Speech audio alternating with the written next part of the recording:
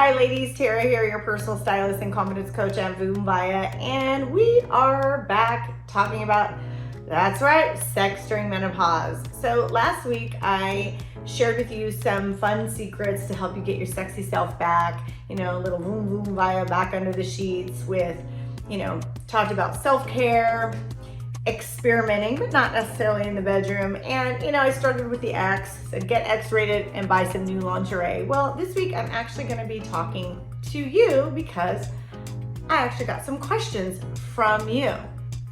And again, I don't pretend to know it all.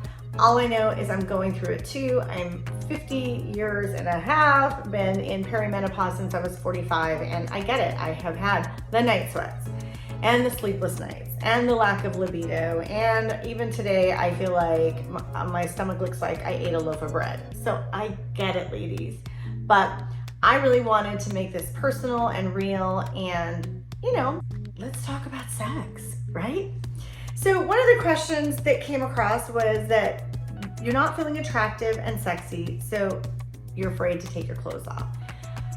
Gosh, I get that. Sometimes taking your clothes off and letting your partner see you naked is probably one of the most vulnerable things that you can possibly do.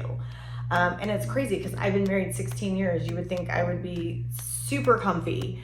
But I realized the thing that I believe my husband and other men or other partners and spouses really appreciate is more of your self-confidence.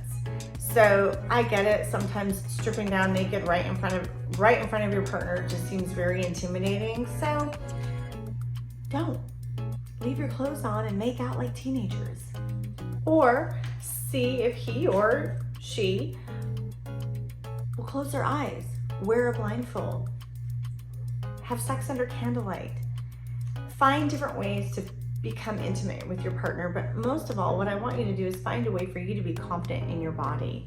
Hey, sometimes I'll be feeling the same way, and I will leave a tank top, and I'm probably getting a little too TMI, but I will leave a tank top and my panties still on, and sometimes they just kind of get scooted to the side and it gets the job done. So I get it. Or I insist on being underneath the covers where, you can't fully see everything. What I want you to realize is how you feel about your body makes such a difference on how your sex life is going to be. And so I want you to give some thought on what can you do to make you feel more confident about your body. Last week I suggested making sure you did self-care. Make sure you get plenty of exercise or stretching and moving your body. One of my favorite things to do, I know this sounds kind of silly, is I love to do a self-tanner. This is actually one of my favorite self-tanners. It's by Best Browns. It's a vegan tanner, and I always feel like my body looks better with a little sunny glow, and I don't want to, go lay out in my backyard naked. So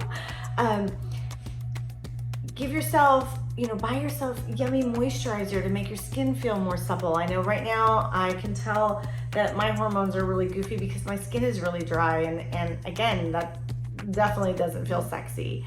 So I want you to think about and write a list, maybe 2 or 3 things that you can do to make you feel more confident about your body, because I can guarantee your partner does feel like you look beautiful and sexy with your clothes off, but it's the lack of confidence that ends up kind of ruining that moment or ruining that mood. All right, another question or comment that we've received is they wish that their partner could look at them like they used to. Well, let's be honest. Do you look at your partner exactly like you used to 10, 15, 25 years ago? I don't know how long you've been with your partner. I know that I don't always, if we're being really candid, and I think you get what you're given. But I do believe that as women, we're a lot more sensitive to it. But that doesn't mean that your partner doesn't love you or isn't attracted to you. I'm telling you, when it comes to sex, our confidence is probably the #1 thing that ruins all of our libidos, right? Is that lack of confidence that we have within ourselves. So when is the last time that you complimented your partner or told them how attractive you felt that they were? I often feel that what is given is received. Also, I encourage you, go have an affair with your spouse, or your partner is what I mean. Plan a night out and go get a hotel room, or plan something fun in your own home. Play a game. I love this product called Adventure Challenge, which is specifically meant for couples to do things together to hopefully ignite some connection. And I find that when we get connection on more of that friendship level, it will grow back into that passionate and sex level. So don't forget to have an affair with your significant other. So much of it is us telling them, yes, we do want to have sex, we do want to try new things or, be intimate, but it just needs to look and feel a little bit different than maybe it did at the beginning of our relationship or of your relationship. And sometimes just initiating and letting your partner know that you are still attracted to them, you may get a result that you're looking for and needing as well. All right, and the last question during this series is, and I think this is a common one, is that sex is painful because of dryness. So with that, I would say, obviously that there's probably a lot of different types of lubricants and you may need to experiment. I was just did a simple Google on this topic and I saw that there was a brand called Taboo, T-A-B-U. I haven't personally tried it, but again, I think if you Google this particular topic, you're gonna see a lot of different solutions, and I don't want you to be embarrassed to do that.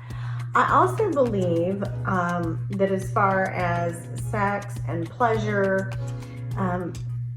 full penetration intercourse may not be something that you can do right this second until you're able to make that more comfortable. But as we know, and I'm no sex expert, but as we know, there are other ways to get joy and pleasure, both giving and receiving to your partner. And I believe that if you're candid with your partner and explain to them that right now traditional sex is challenging and painful, there are certainly other ways that can be very, very enjoyable. And I would recommend trying and experimenting with some of those less traditional forms of sexual activity, and you may be surprised. And if you're a little shy or embarrassed to talk about that or do that, then start slowly with a massage on different areas of your body, or talk to your partner and ask them what would feel good to them. I feel like it's funny when you're first together with your partner and everything's hot and heavy and passionate, and I feel like it all comes so naturally, and we become committed to this one person and we grow with them over, I've been married 16 years. All of a sudden we become really embarrassed to talk to our partners about this stuff. And I get it, I'm right there with you. I'm like, I don't want to talk to my husband about this kind of stuff.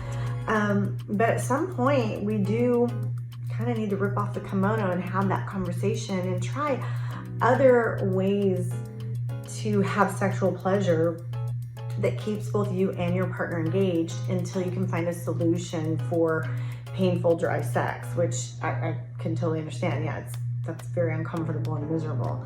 But I can almost guarantee that your partner will love to experiment, will love to try new things and bring new ideas and fun to the bedroom. And I think both of you may need to start slowly and be patient with each other.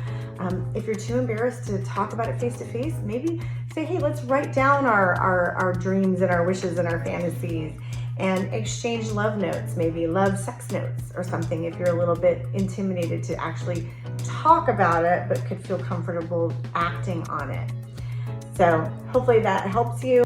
Hi ladies, I want to pop back in on the conversation about vaginal dryness and painful sex. And I was looking back at what I was telling you, and again, totally understand that, sex when your vagina is dry is super painful, but I was talking very vague as far as alternatives. And so, here I'm like, oh, if you're embarrassed to talk about it, well, and I was kind of being shy, so I'm just going to lay it on out for you.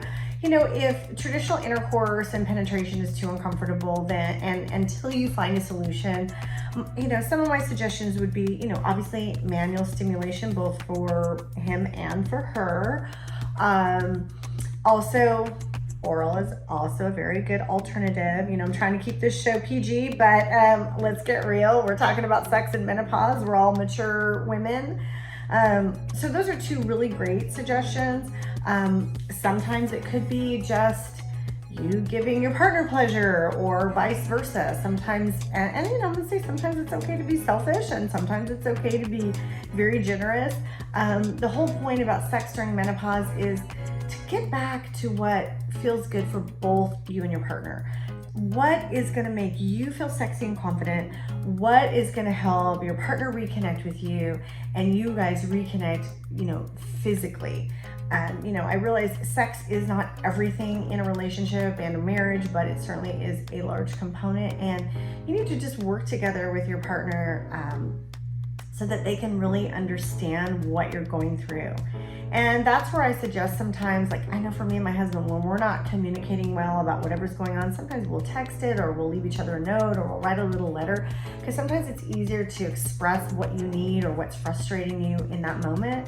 And I would say also include your partner in any doctor's appointments or any diagnoses that you get when it regards to menopause. I think especially for our male partners, menopause is this big kind of unknown abyss, and they honestly don't know how to support us in this journey.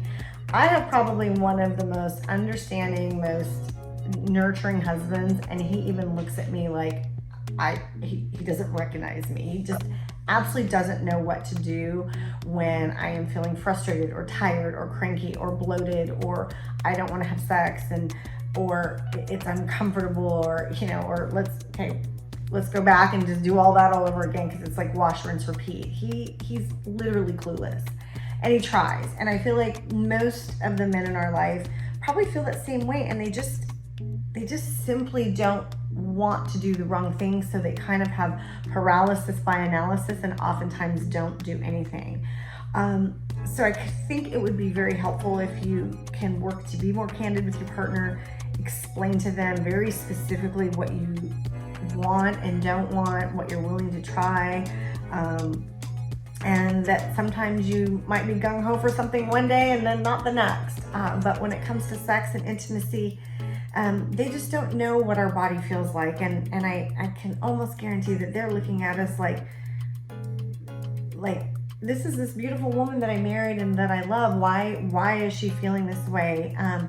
They just don't get it. They don't understand. So when it comes to sex, try some of these alternative opportunities of pleasure until you can get back to traditional intercourse with it not being painful, because first and foremost, when going through menopause, you do need to take care of yourself and give yourself permission to take care of you, because in the long run, when you take care of you and you build that confidence back, you'll be able to take care of others that you love in your life.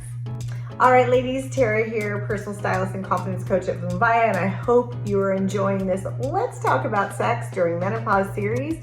If you are enjoying this content, don't forget to like, subscribe, and follow VoomVaya. Just come show us some love, and don't forget, we love hearing from you. So if you're loving any of the personal styling or confidence topics, please reach out. We want to hear from you. We want to answer your questions. Until next time, let's just keep that VoomVaya.